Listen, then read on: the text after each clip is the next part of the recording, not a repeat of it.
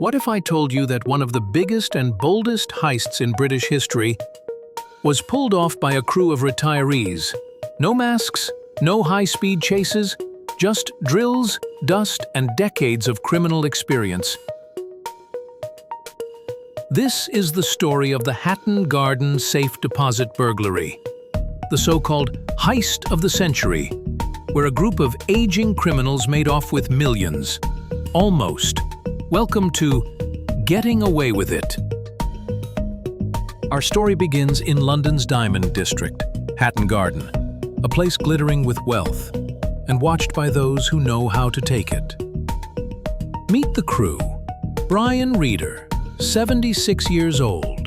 Terry Perkins, 67. John Kenny Collins, 74. Daniel Jones, 58. A team of seasoned criminals. Think Ocean's 11, if Danny Ocean had a bus pass. And then there was Michael Seed, known only as Basil, the alarm man, the ghost. They began planning it 3 years before, according to the evidence found on Danny Jones's laptop. It showed that he had been researching power drills and other tools to use to get into the vault.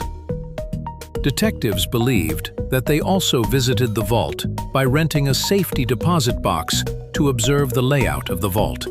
An employee told police that he had shown several potential customers around the premises, but he didn't keep a record of their details. They weren't improvising. These men planned the heist for years, meeting in pubs, studying blueprints, watching, waiting. And they weren't just focused on the vault. They also learned the security system inside and out, timing alarm resets, building access, even guard shifts. It was old-school, meticulous casing.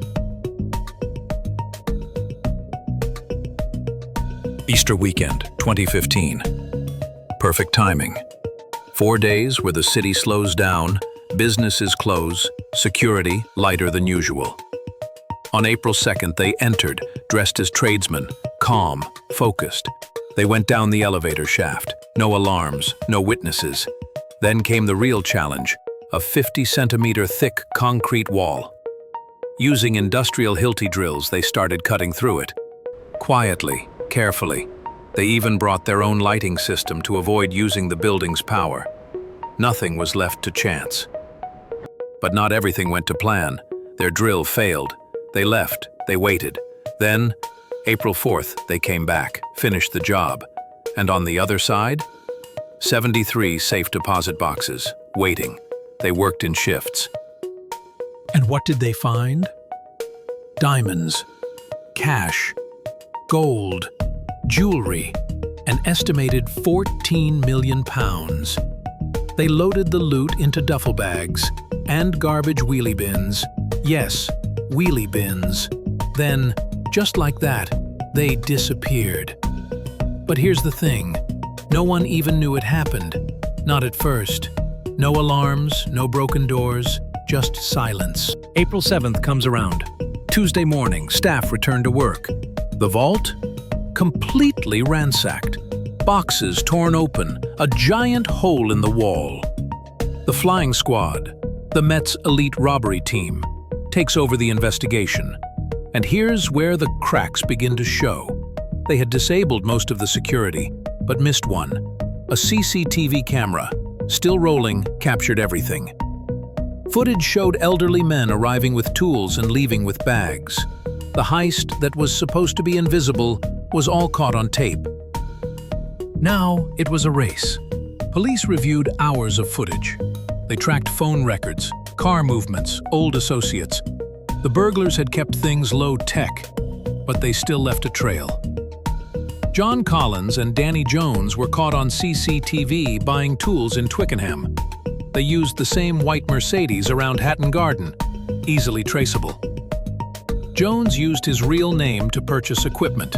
The gang kept their phones and made no effort to destroy evidence. They even held post-heist meetings to discuss dividing the loot. Meetings that were being surveilled. Tips start rolling in. Faces identified, phones tapped. 6 weeks after the burglary, the gang's homes were raided.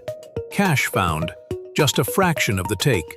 Tools and even a Forensics for Dummies book were found. Reader, Perkins, Collins, Jones, all arrested. In court, they're calm, unapologetic, professionals until the end. Danny Jones later led police to more of his stash, buried in a cemetery, though police had already found a larger one nearby. Reader gets 6 years, the rest 7. But one name is missing: Basil. 3 years later, the missing link. Michael Seed, Basil, is found. An electronics expert. A ghost. Police raid his Islington flat. Inside, tools, loot, evidence. He denies it all, but the jury doesn't buy it. In 2019, he's sentenced to 10 years. The Hatton Garden job became legend, the last great British heist. It inspired books, films, Netflix specials. There's even a movie where the gang is played by Michael Caine and Jim Broadbent. But here's the kicker. Most of the money? Still missing. Gone. Hidden. Buried? We may never know. The vault was shut down. Families lost priceless heirlooms. The financial damage reached far beyond what was reported. This wasn't just a heist. It was a story of old-school criminals out of their depth in a digital age. Despite their experience, they made basic mistakes. Many of the most valuable items are still missing. The Hatton Garden heist will be remembered not only for its scale but for the audacity of a group of elderly men trying to pull off one last score. Thanks for watching Getting Away with It. If you loved this story, give us a like and subscribe for more tales of daring crimes and unbelievable escapes. Until next time, stay curious.